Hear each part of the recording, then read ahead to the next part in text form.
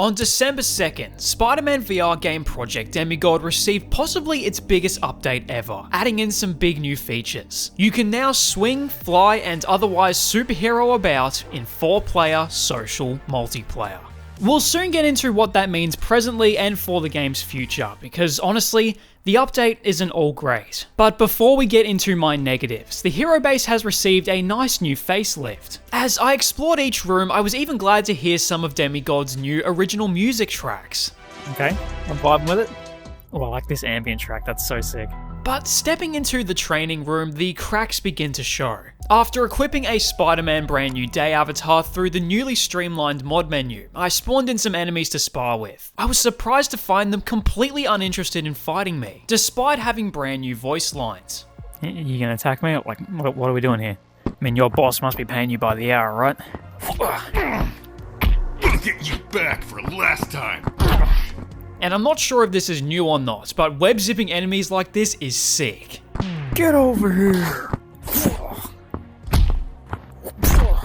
Having not played for a while, I was expecting a decent warm-up, but even my favourite combatants, the nano cyborgs, seem to have been completely lobotomized. Just look how aggressive they were before the update.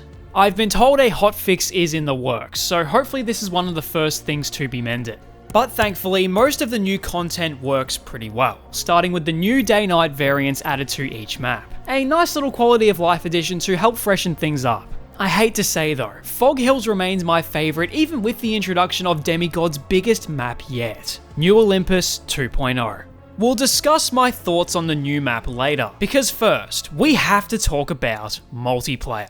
To access it, open the menu, click this tab, type in your name and hit connect. You'll be met with a server browser where you can join any lobby you like, unless it has a password. Setting up your own server, however, comes with a snag, and not the delicious kind. For some reason, this rage-inducing bug would reset all of my inputs. What the f is even happening right now?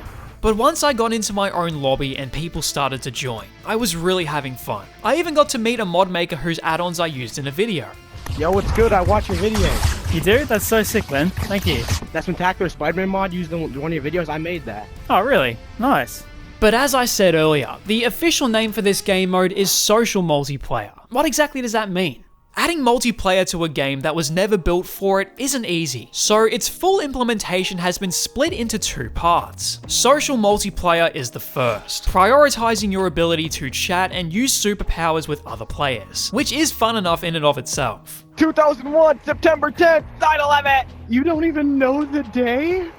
Yeah, I'm a little autistic, I'm gonna be honest. Yo, are y'all up there fighting the, what's the name? Tweaker, no! Oh, no. Ladies, too, I'm coming! What?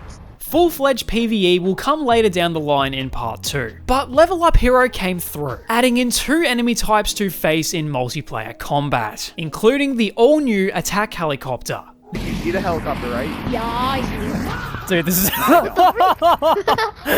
hope you got that in It's the... like watching a f***ing Zack Snyder movie. It would truly be a childhood dream fulfilling experience to fight your friends with superpowers. And that inevitably raises the question. PvE is one thing, but what about PvP? Level Up Hero has said there are no plans for a dedicated PvP mode. But don't despair. Reportedly, a setting enabling players to physically affect each other with powers will more than likely be included in part 2 of the update. I'm okay with there not being a whole mode for it, but a toggleable PvP option, that's a must-have. I really hope it gets added. But in the meantime, we've got a brand new, gigantic map to explore, but there's a couple reasons why it's not my favourite. Why is that? Well, New Olympus does have lots going for it, like compatibility with the new web zip to point system. To use it, hold down the jump button, then aim at a perch point or ledge. You'll see your crosshairs lock on, then just do a zip. Yeah, it's not like in Untangle where you can basically use it anywhere. It's only on the ledges and stuff like that, but still pretty cool. Can we get up to these little chimney things? Oh yes, we can. This system is used by a couple other power sets as well as the new grappling gun, so if you want to be Batman, there you go. The map itself is also surprisingly well optimized for its size, likely explained by the mobile game graphics you get during the day.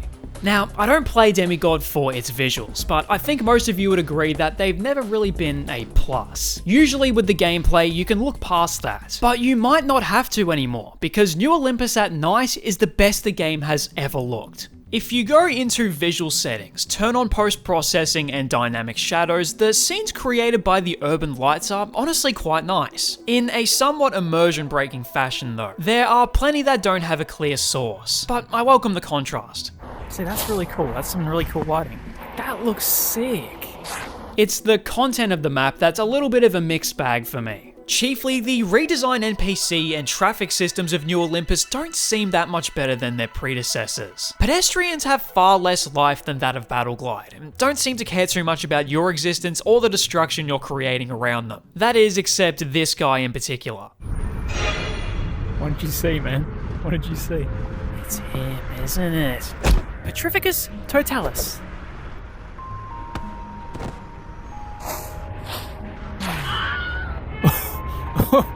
Oh no. For that reason, I didn't feel too bad about turning them off for the performance boost. Plus, Demigod's destructible materials seem to have been sacrificed to the same end. These continue to be underutilized, despite adding so much to the experience. Gabe Newell said it best. You have to have this sense of the game acknowledging and responding to the choices and actions that you've made. Otherwise, it loses any sort of impact. But you'll have to forgive me for the rant, because the thing I was most disappointed by in this update was the city's train system. When the feature was announced, I expected stations and maybe even NPCs boarding. I imagined underground tunnels and sky rails, but what we got feels completely tacked on. The tracks literally go through the middle of buildings, which gives me the impression that the city layout wasn't designed with them in mind. And due to the absence of stations, the train never stops, making it difficult to locate in such a big city. And worst of all, once you actually find it and board it, you can't even see out the windows. It just makes me wonder, what was the point? I guess this is cool, but you can't see out. What's the point? But as it stands right now, Project Demigod's multiplayer update is fun, and that's all I care about. Oh, that and you subscribing, I care about that too. By the It's way. so funny how slow it is. Dude, this would, like, if you put a Victorian child in this game and made them do flips like this, they would actually die. I wonder if I can fight what's three your of these name? helicopters at once without it crashing the game. Whoa! Oh, it's so bad. It's like a PowerPoint I'm presentation. lagging.